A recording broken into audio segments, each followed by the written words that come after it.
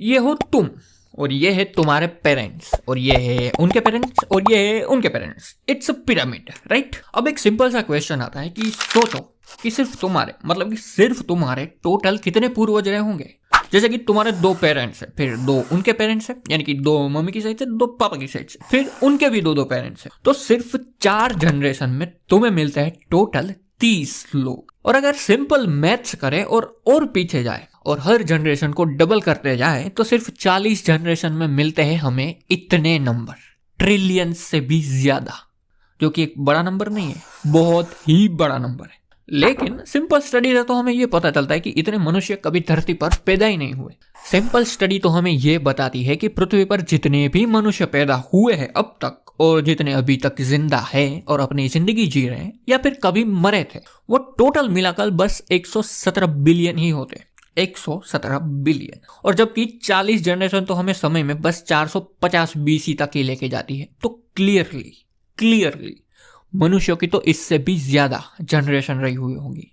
लेकिन 40 जनरेशन में हमें इतने नंबर मिलते हैं जितने पूरी गैलेक्सी में तारे नहीं है। और रुक जाओ, क्योंकि अभी एक और बॉम्ब फोड़ना बाकी है, ठीक है। माना जाता है कि हमारी स्पीसीज लगभग 2 लाख साल पहले अस्तित्व में आई, यानी कि हम होमो सेपियंस। तब से लेकर अब तक टोटल 7 से 7,500 मनुष्यों की जनरेशन गुजर चुकी है। तो सोचो कि 7,000 जनरेशन में हमारे टोटल पूर्वजों की संख्या कितनी रही होगी। ऑब्वियसली इतनी तो कभी पैदा ही नहीं हुए होंगे, राइट। ये केस है इनब्रीडिंग का। देखो समझ में नहीं आ रहा तो let me give you an example, ठीक है। ये है 3 जनरेशन वाली नॉर्मल लाइफ। इसमें तुम्हारे 2 पेरेंट्स है, फिर उनके भी 2 पेरेंट्स है, फिर उनके भी 2 पेरेंट्स है, यानी कि 3 जनरेशन में टोटल पीपल्स है 14। और ये है 3 जनरेशन वाली इनब्रीडिंग लाइफ, जिसमें माँ या बाप ने उनके ही पहले कजन से शादी की है। टोटल 3 जनरेशन में टोटल पूर्वज होते हैं 12। पहले के जमाने में कोई डेटिंग साइट नहीं थी कि किसी दूर की हॉट या ब्यूटीफुल को पटा ले। चॉइसेस लिमिटेड थी। इवन आइंस्टाइन और चार्ल्स डार्विन जैसे महान लोगों ने भी अपने ही पहली कजन से शादी की थी। और एक फैक्ट है, ये 100% श्योर नहीं है, बट कई सारे लोग ऐसा मानते हैं, ठीक है। Even I am not sure. Fact ये है कि तुम अभी भी, चाहे तुम लड़का हो या लड़की, डजेंट मैटर, कि तुम अभी भी दुनिया में किसी भी कोने से किसी लड़की या लड़की से शादी कर लो, डजेंट मैटर। वो तुम्हारी ज्यादा से ज्यादा 50वीं कजन हो सकती है, उससे कम हो सकती है, लेकिन 50 is a limit. So because of that हमारे पूर्वजों की संख्या ज्यादा नहीं बल्कि कम थी, बहुत ही कम। अगर हम बायोलॉजिकल एनालिसिस करें, जैसे कि ह्यूमंस ने कैसे माइग्रेट किया या फिर वो कहाँ रहे, जीवन, लाइफ, ट्रेड, जियोग्राफी, हिस्ट्री, जैसे कि क्लियोपेट्रा ने अपने ही भाई से शादी की, तो फिर उनके बच्चे के पूर्वज सेम होंगे, ना कि अलग अलग। या फिर चंगेज खान जिसने 3000 औलादें पैदा की, राइट। सो ये चीजें भी लाइफ में मैटर करती है। माना जाता है कि एवरी ह्यूमन जो आज पृथ्वी पर जिंदा है, उन सब की फैमिली ट्री में एक व्यक्ति ऐसा था जो सबको कनेक्ट करता था, अ कॉमन एंसेस्टर। अब ये पर्सन कोई लाखों साल पुराना हो सकता है, या फिर हजारों साल पुराना, या फिर नहीं भी हो सकता, हु नोस। तो हो सकता है कि अगर तुम कमेंट बॉक्स में किसी को गालियां दे रहे हो, तो हो सकता है कि वो तुम्हारा दूर दूर दूर दूर का भाई हो, हु नोस, राइट। या फिर तुम बिल गेट्स से पैसे भी मांग सकते हो, but like it's a chance कि हो सकता है कि वो कॉमन एंसेस्टर एग्जिस्ट करता हो या फिर ना ही करता हो। हाँ, हम हमारे पूर्वजों का पता लगा सकते हैं हमारे जीन्स से, क्योंकि डीएनए कॉपी होता रहता है हर बार। हालांकि हर बार जब वो बदलता है, वो थोड़ा सा, बस थोड़ा सा, बिना किसी चीज को नुकसान पहुंचाए बदलता रहता है। और वो चीज है जो बदलती है वो आगे के जनरेशन में भी कॉपी होती रहती है। सो इन चेंजेस की वजह से साइंटिस्ट ये रिसर्च कर सकते हैं या फिर ये एस्टिमेट कर सकते हैं कि कितना समय गुजर चुका है, या पता लगा सकते हैं कि हम कितने पास के और कितने दूर के रिश्तेदार हैं। देखो, मॉडर्न ह्यूमंस भले ही एक दूसरे से कितने भी अलग दिखे, पर उनका डीएनए खतरनाक तौर पर सिमिलर होता है। दुनिया में कोई भी मनुष्य ऐसा नहीं है अभी जो ये क्लेम कर सके कि उसके पास या फिर उसके देश के पास सबसे पावरफुल जीन्स है, कि वो जेनेटिकली सबसे ज्यादा स्ट्रॉन्ग है। कभी भी नहीं। चाहे वो इंडियंस हो या चाइनीज हो या फिर कोरियंस हो, Africans, white Europeans, black Europeans, Americans, no one can claim that कि उनके पास सबसे बेस्ट जीन्स है, क्योंकि पृथ्वी पर मौजूद हर मनुष्य के जीन्स 99.9% सेम ही है।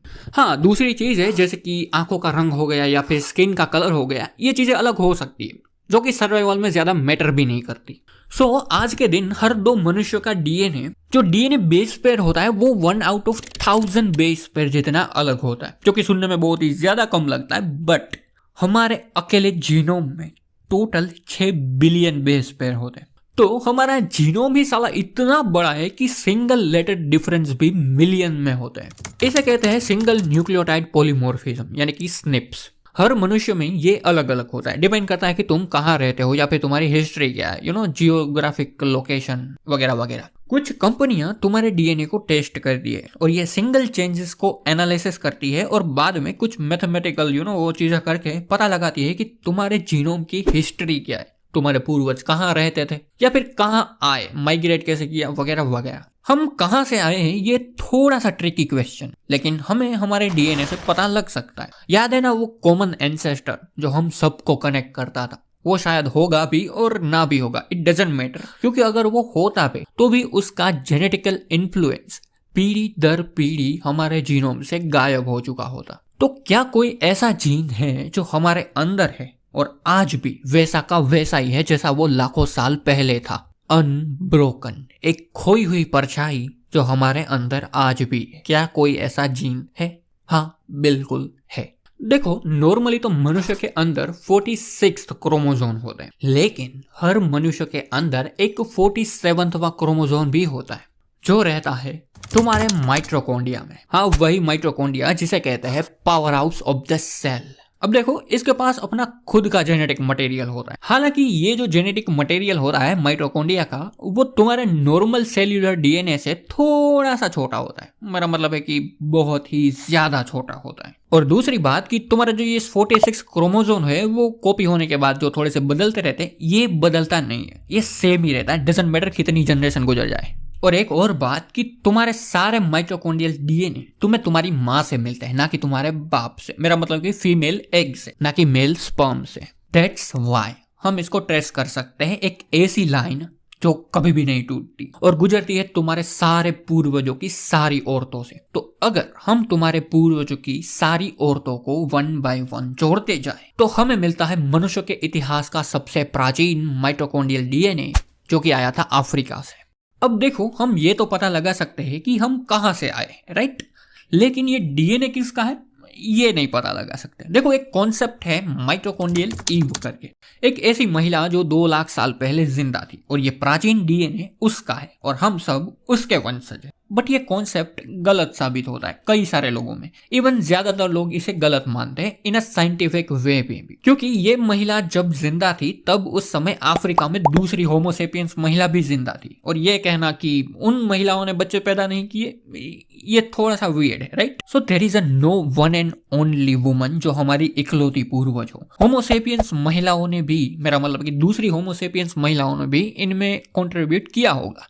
प्लस ये महिला जो 2 लाख साल पहले जिंदा थी जैसा कि माना जाता है, बट 2017 में मोरक्को में से 3 लाख साल पुराने कंकाल मिले जो कि हमारी ही स्पीसीज के थे। तो इसका मतलब हुआ कि इस महिला के पहले भी दूसरे होमोसेपियंस जिंदा थे। 5 लाख साल पहले हम और नियंदरथल शायद अलग हो चुके होंगे और फिर हमने और नियंदरथल ने कुछ भी किया होगा, जिससे आज भी हमारे जीन्स में नियंदरथल के 1 से 3% जीन्स मिल जाएंगे। तो समय में भले तुम कितने ही पीछे चले जाओ, डजंट मैटर, हमारा कोई एग्जैक्ट इकलौता पूर्वज शायद ही हमें मिलेगा। हाँ, हम डायरेक्टली तो कभी भी नहीं मिलेंगे, बट हो सकता है आगे चलकर इन ब्रीडिंग से मिल जाए। पर ये इन ब्रीडिंग भी किसी इकलौते बंदे ने नहीं की होगी, ये भी मिलकर सबने की होगी। सो चांसेस बहुत ही कम है कि हमारा कोई एक पूर्वज हो। डायरेक्टली तो चांसेस बहुत ही कम है, बट इनडायरेक्टली थोड़े से हैं। और अगर हम समय में और भी पीछे जाए तो फिर हमें मिलेंगे हमारे दूसरे पूर्वज, लेकिन तब हम होमोसेपियंस ही नहीं होंगे।